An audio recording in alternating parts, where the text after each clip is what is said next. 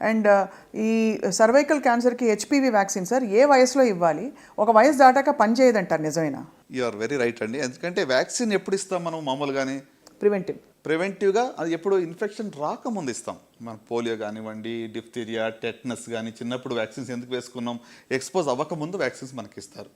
So ఇప్పుడు Covid కూడా మన వ్యాక్సిన్ కోవిడ్ వచ్చిన వాళ్ళు కూడా తీసుకున్నట్టు వేరే వేరియంట్ కోసం తీసుకున్నది రాకముందు. సో అట్లనే ఈ యొక్క హెచ్పివి అనేటువంటి యొక్క వైరస్ ఎక్స్పోజర్ కాకముందే మనం ఇవ్వాలి. సో ఐడియల్ ఏజ్ అంటే అడలసెంట్ గర్ల్స్ అంటే around 11 to 12 years. So 24 to 25 దాకా ఇవ్వచ్చు. సో అంటే దానికి రేషనల్ ఏంటి అంటే సెక్షువల్ ఇంటర్కోర్స్ అనేటువంటిది ఆన్సెట్ అవ్వక ముందు. ఎందుకంటే ఈ వైరస్ అనేది చాలా కామన్గా ఉండే వైరస్, ఇది కొత్తగా వింతగా వచ్చే వైరస్ కాదు. 80% ఆడవాళ్ళు హెచ్పివి ఉంటుంది. ఏదో అంటే అన్యూజువల్ ఇన్ఫెక్షన్ వచ్చేసింది, హెచ్ఐవి లాగానో అలాంటి హెచ్బిఎస్ఏజీ లాంటిదో ఇన్ఫెక్షన్ కాదు ఇది. So this is very widely prevalent virus ఇది. సో కనుక ఇది రాకముందే దీన్ని తీసుకోవడం మంచిది. సో ఆఫ్టర్ ఎక్స్పోజర్ అయిన తర్వాత తీసుకుంటే బెనిఫిట్ ఉండదు. అందుకే చాలాసార్లు ఏం చేస్తామంటే ఆఫ్టర్ 25 అడిగినప్పుడు వాళ్ళకి హెచ్పివి టెస్టింగ్ చేస్తాం, అసలు ఆల్రెడీ వైరస్ ఇన్ఫెక్ట్ అయ్యిందా లేదా అని చూడడానికి. మరి డార్మెంట్గా కూడా ఉంటుందా? ఒకసారి ఇన్ఫెక్షన్ వచ్చి క్యాన్సర్గా మారకుండా? ఎస్ చాలా వరకు మారకపోవచ్చు. ఓన్లీ 5%లో over a period of many years, 15-20 ఏళ్ళ తర్వాత వస్తుంది. రాగానే వెంటనే క్యాన్సర్ రాదు.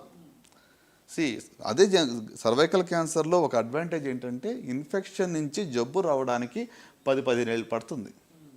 ఈ టైంలో మధ్యలో ఎప్పుడన్నా కూడా మనం ప్యాప్ స్మియర్స్ కొన్ని టెస్టులు చేస్తే దాన్ని ముందుగా కనుగొనవచ్చు, ఎప్పుడప్పుడు బయటపడుతుంది. అసలు ప్రోగ్రెషన్ అవుతున్నప్పుడు కానీ అసలు మనకు సిమ్టమ్స్ ఏమైనా తెలుస్తాయండి సర్వైకల్ క్యాన్సర్కి? యూజువల్గా ఏంటంటే క్యాన్సర్లో అది స్టార్ట్ అయ్యేంత వరకు, ఫుల్ ఫ్లెజ్డ్గా జబ్బు వచ్చేంత వరకు సిమ్టమ్స్ ఉండవు. అండ్ అప్పటికి బహుశా సెకండ్ స్టేజ్కి వచ్చేసి థర్డ్ స్టేజ్, అర్లీ స్టేజ్లో కూడా చాలా వరకు సిమ్టమ్స్ ఉండవు.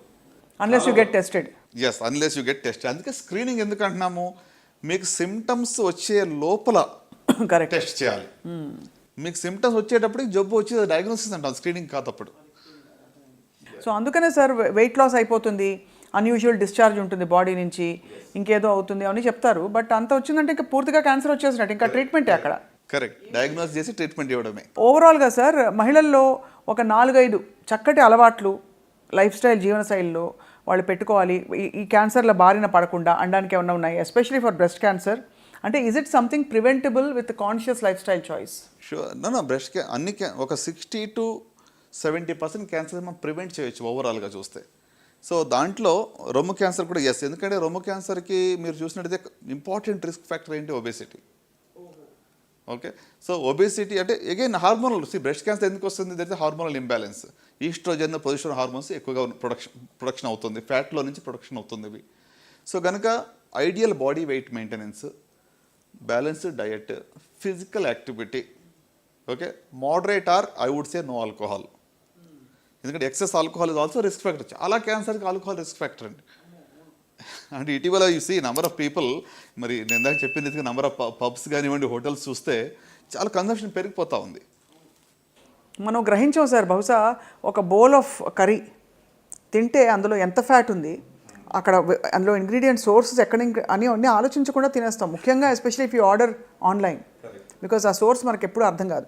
So but however having said all this sir, మీరు అన్నారు కదా బ్రెస్ట్ ఫీడింగ్ చేసే తల్లులకి క్యాన్సర్ బారిన పడే ఇన్సిడెంట్స్ తక్కువ అని చెప్పి ఒక స్టడీ వచ్చింది కదా సార్, నిజమా అది?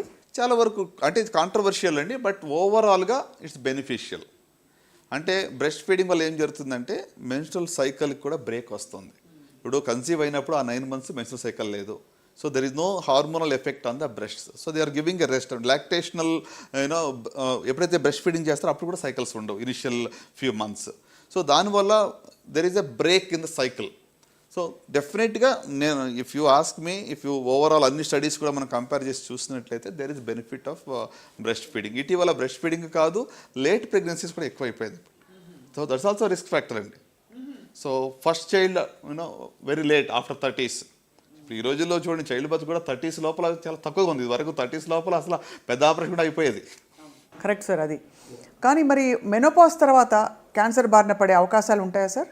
డెఫినెట్గా. అంటే ఏజ్ పెరిగే కొద్ది రిస్క్ పెరుగుతూ ఉంది.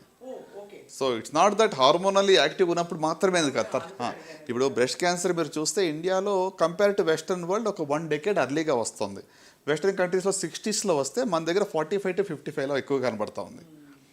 సో అంటే ఇది again related to our lifestyle, our foods కానివ్వండి, our whatever epidemical factors వల్ల అది వస్తూ ఉంటుంది. మొత్తానికి సార్ ప్రపంచం కొంచెం అంటే మన జీవన విధానాలు జీవన శైలి అంతా మారిపోయి ఐ థింక్ కొంచెం బాగా అలర్ట్గా ఉండవలసిన పరిస్థితులు అయితే వచ్చాయనిపిస్తుంది. 100% అండి. మనం సింపుల్ ఒకటే ఉదాహరణ, మన చిన్నప్పుడు ఊర్లో ఒక్కళ్ళకి క్యాన్సర్ అనే వర్డ్ మనం వింటేనే ఎంతో వింతగా ఉండేది, శబ్దం కూడా ఆ వర్డ్ కూడా ఉచ్చరించడానికి భయపడేవాళ్ళం. ఇప్పుడు ప్రతి ఇంట్లో మనకు తెలిసిన ఎవరికో క్యాన్సర్ ఉంది. ఇంతకైనా మనకి స్టాటిస్టిక్స్ అవసరం లేదు. సో అంటే భయంతో రోజు బతకాలని నేను చెప్పట్లేదు, కానీ కొంచెం మన గురించి మనం పట్టించుకోవాలి, జాగ్రత్త పడాలనేది నా యొక్క కోరిక.